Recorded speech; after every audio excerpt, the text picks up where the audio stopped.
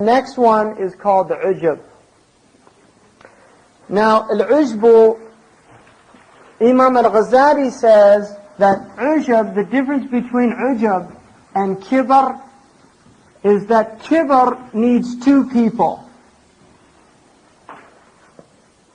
Kibr is arrogance, right? And it needs two people. You need the mutakabbir, the arrogant one, wal mutakabbir alayh, and the one who is having arrogance shown to him. So with kibr, if Zayd comes and tells Amr, you little insignificant fool, why didn't you do what I told you? He's mutakabbir and Amr is mutakabbir alayh.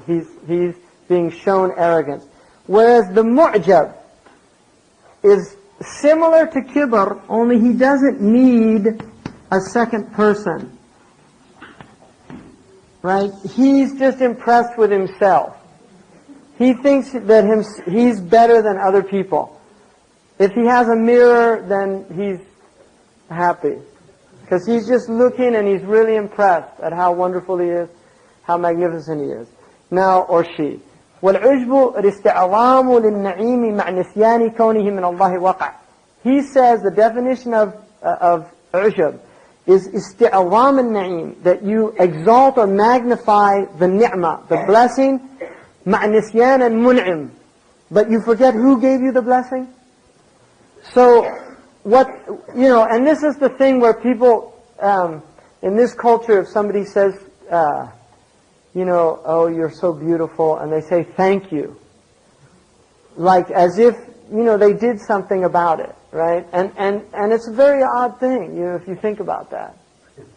It's a very odd thing. Now they might have paid a lot of money or something for reconstructive facial surgery, but they should still thank the plastic surgeon, not the person himself. So the point is that if Allah made somebody beautiful, then they should be grateful to Allah. They should see the mun'im is Allah. It's not themselves. They didn't do anything. And even if they have talents, those talents, even raw God-given talents, still need to be developed.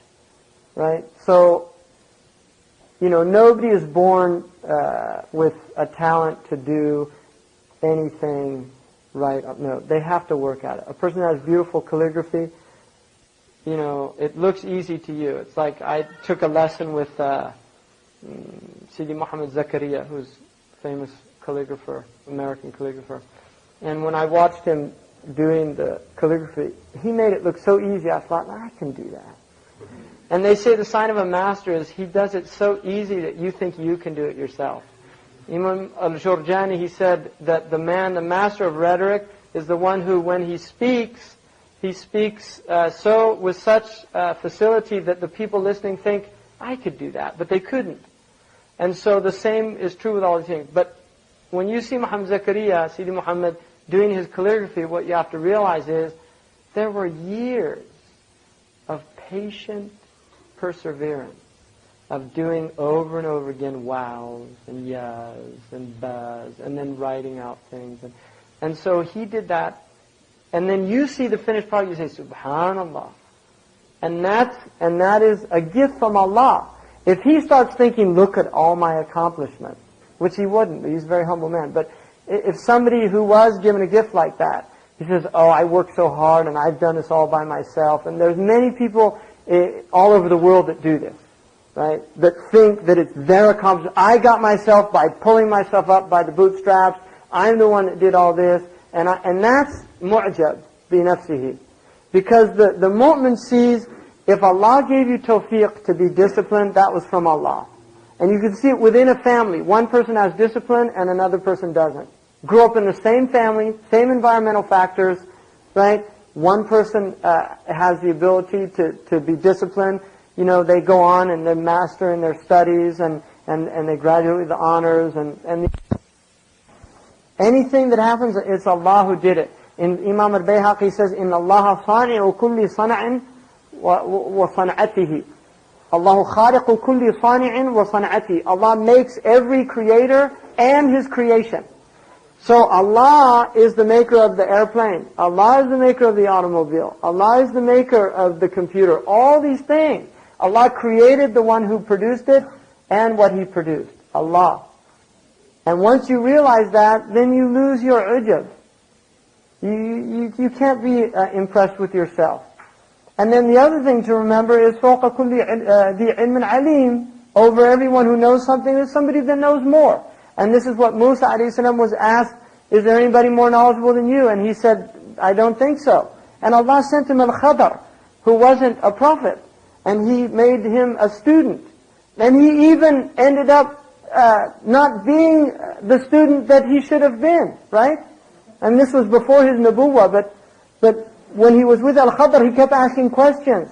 And the Prophet ﷺ said, had he not asked those questions, he would have learned so much more from al-Khadr. So he didn't learn everything he could have learned.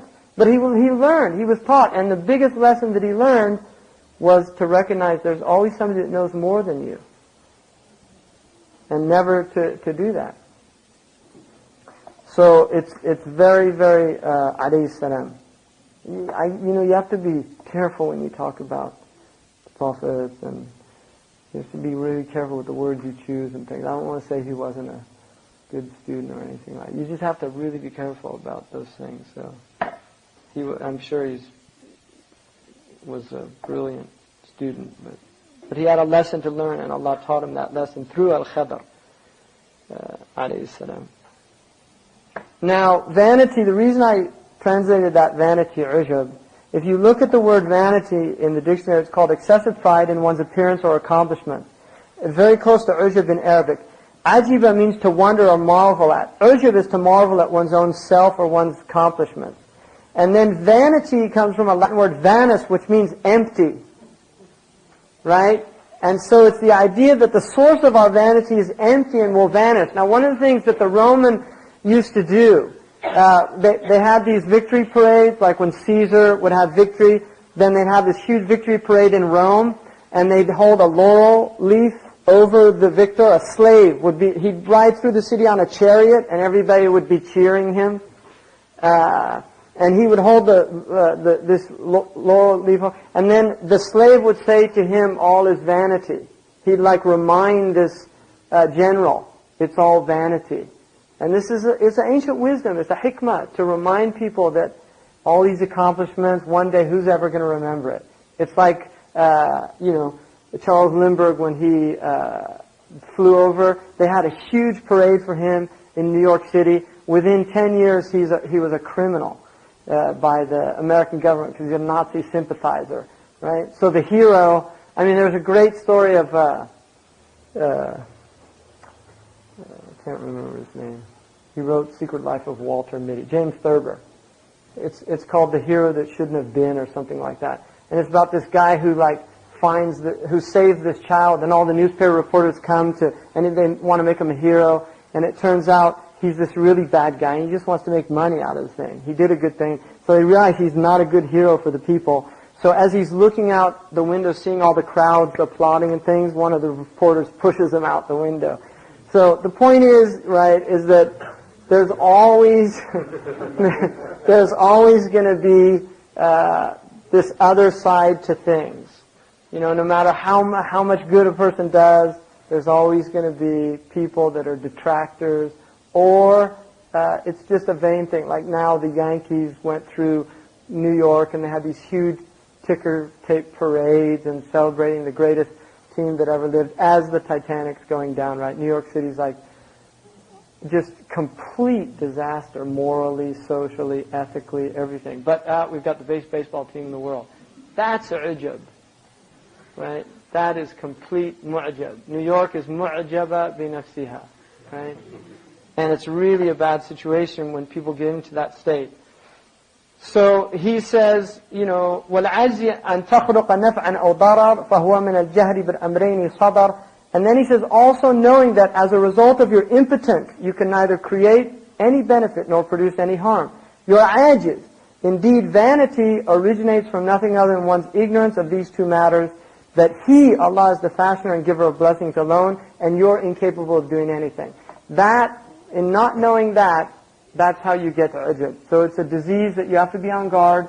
of if you do anything well, or even if you don't do anything well, right? You have to be on guard of being mu'jab. Or, more so for women than men, but people that Allah has given outward beauty, physical beauty, getting vain about that, having vanity about how one looks. I mean, men are susceptible to that as well, right? Certainly.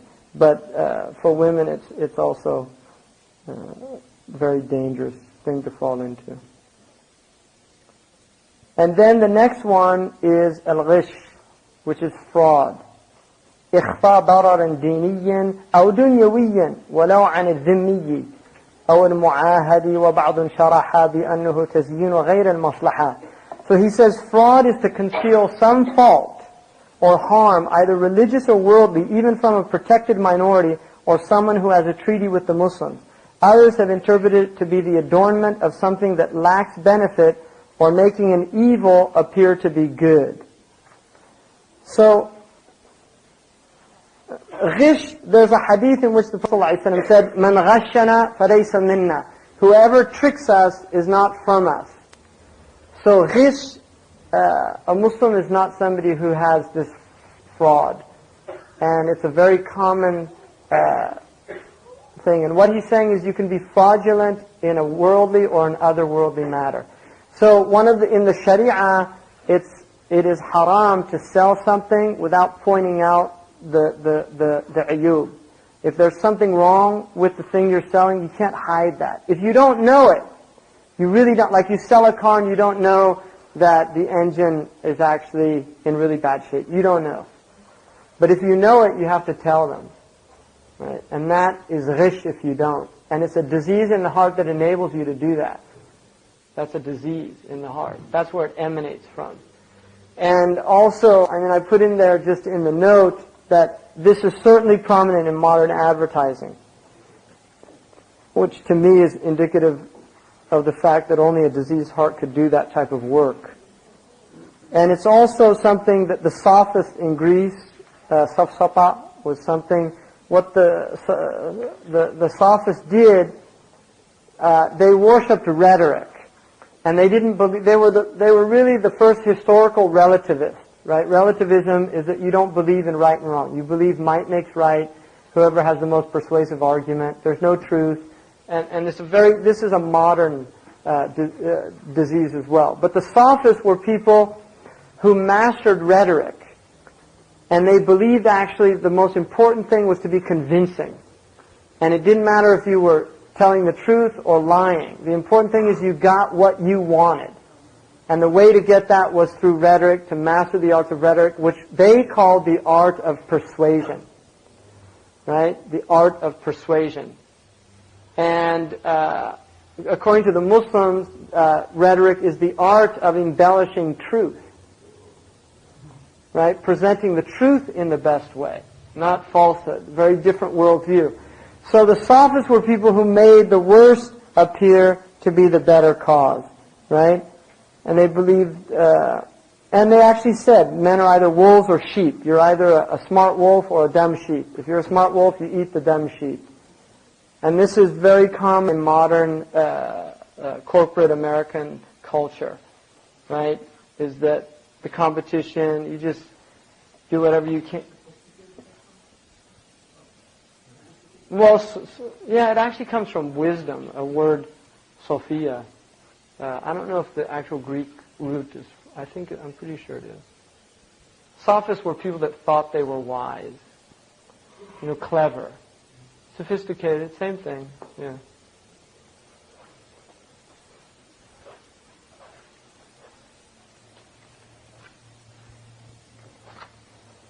And then he's going to go into really a key disease, and I think he spends almost as much time on this one as he does on riya, and that's ghadab. So I'm going to do that next week, inshallah. Is there any question anybody has? Prophet Musa alayhi salam met Hazrat Khidr before he got the nubuwwah? He met him before he was sent to the Bani Israel. Yeah. Yeah, no, he was a prophet, yeah. How is bad opinion of others different from hating others? What's that? How's bad opinion of others different with hating others? Yeah, it's different. I mean, a bad opinion of others is just thinking that they're bad people or without having proof. Hating them is something else. It's not having one. I mean, hating is an actual feeling. It's an emotion, right? And we'll get into it. It becomes deadly when you actually act according to it. Tatayyur. Oh, yuman and sha'am. Tasha'um and tayammun. Yuman and sha'am. If you want them in Arabic, like that.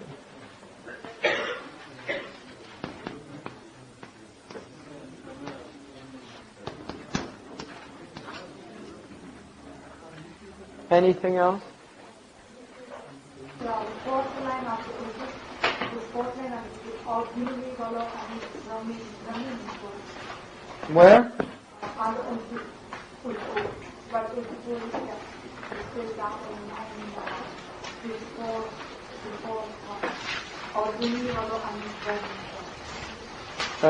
والعجب الاستعظام للنعيم مع نسيان كونه من الله وقع.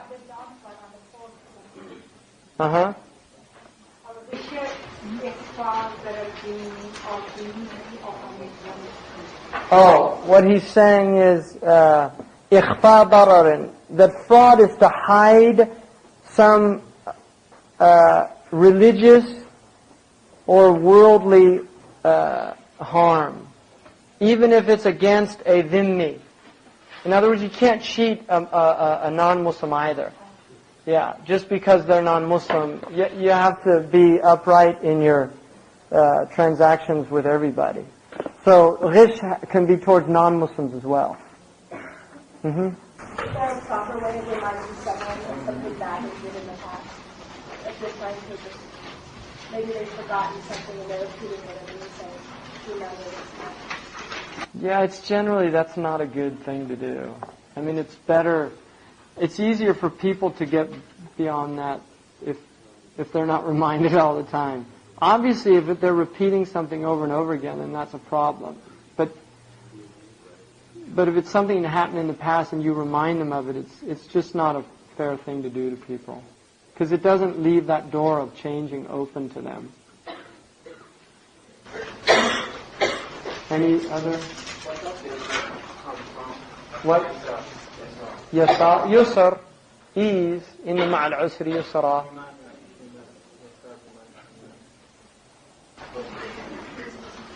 Well, it's probably related to, because ashri is another one, usr. And yusr, it might be like, sometimes it's from the abad. The Arabs will name a thing by its opposite in order as a tafa'ul. Like they call mahlaka mafaza. Like the desert, they call it mafaza. And what they mean by it is mahlaka, but it's like kind of a tafa'ul that it'll be a place where they don't get destroyed. So yusr, by calling the left yusr, it means like, for most people it's hard to do things with your left. So if you call it yusr, it's like a tafa'ul, that it won't be hard for you. Allahu a'lam. I mean, that's very common in the Arabic language to do that. But I'm not sure if that's the reason. I think last week and week before you said for the Imam you said the way the Arabic language works for everyone. Yeah, Sayyidina Umar, there's a tradition of Sayyidina Umar, he said that عسر واحد لا يغلب يسرين. That one difficulty will not overcome two eases. And the reason for that is that in that ayah, Allah says, إِنَّ مَعَ الْعُسْرِ يُسْرًا. And he gives the usr is ma'rifah, it has a definite article, and the yusr is nakira, it's indefinite. And then in the second ayah, it says, إِنَّ مَعَ الْعُسْرِ يُسْرًا. In the second ayah, that alif lam is called a'had. It's an alif lam that is a repeat of the first one. So it's the same usr. Whereas the yusr, because it's a nakira, it's a indefinite, it actually is a second yusr. So the idea is that even that with one usr comes two eases. Allahu a'lam. About like bad vibes, you know, some people say they get Bad vibes. Yeah, that's like a 60s term.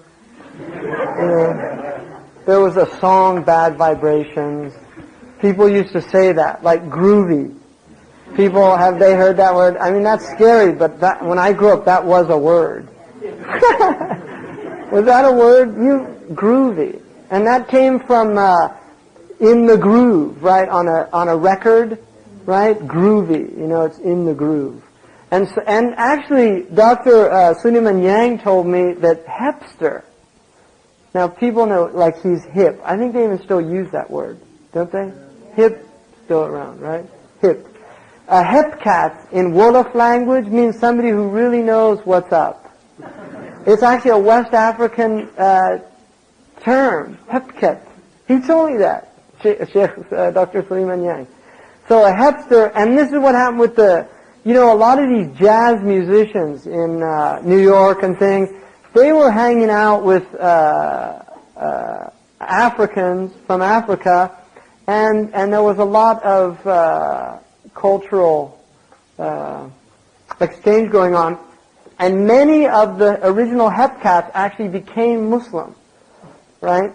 And some of the real big jazz musicians like Pharoah Sanders and John Coltrane, they became Muslim. And John Coltrane was a Muslim, because I heard that from his wife.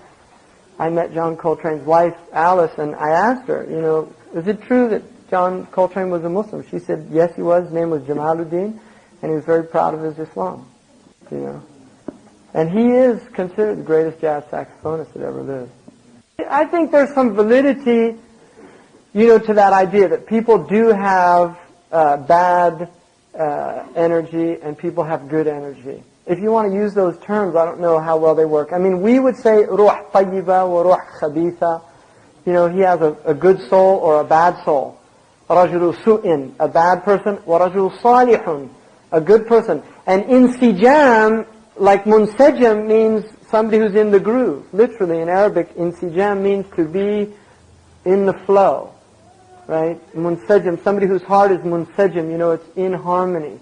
Right? And you can see it in music also, cacophonic sounds are not harmonious. And there's a vibration, a sound vibration, that hurts the ear, and then something that's melodious has a good impact on the ear. So I think it comes from that, just people do get a feeling from certain people. And certainly all of us have this experience. If you're around people that are depressed, it's very easy to start feeling depressed. In other words, it's like entering into some kind of, how the moon, like last night the moon had this real aura around it, right? And it's like that, people have aura.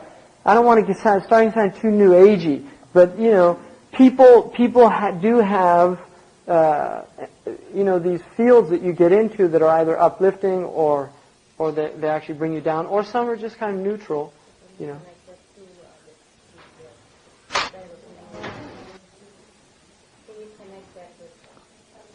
Again, yeah, I would think that if you don't feel comfortable with a person, you should not consider, to say I don't feel comfortable around that person is not the same as saying it's a bad person. Because I had, one of my teachers, Sheikh Hamid, told me once when he was a student, he said there was a man who really liked him, a student there, and he was always with him, and he didn't like him. He just didn't like him.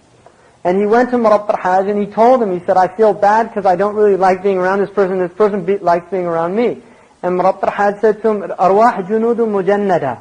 The souls are regimented ranks, and ma ta'arafa minha at-taraf wa ma tanakara ikhtaraf. The souls, some souls don't feel harmonious around each other. And it doesn't mean that they're bad or something like that. It's just some people you might not feel a connection to, and other people you feel an immediate connection to. And some of the ulama say it had to do with the worldly existence of the arwah. The closer arwah were to you on that day of the mashhad, the more affinity you'll feel towards them. And the further away they were from you, the more distant you'll feel towards them. So there are people you meet and it's like instantaneously you feel like you've known them all your life. Like I had that feeling with Sheikh Abdullah Al-Qadi. When I first met him, it was just like there was no...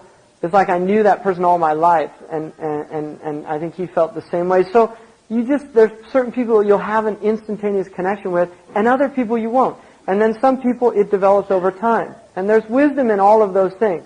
One is where you have a bad opinion of somebody without having any proof. Distrusting people is not one.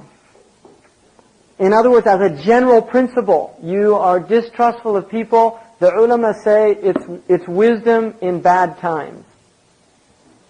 It's wisdom to be on your guard. Don't become paranoid, right? I mean, the idea is not to become paranoid, right? Do you hear what he said? You see how he looked at me? You don't want to do that. That's a psychological condition to be avoided. Seriously. Alhamdulillah.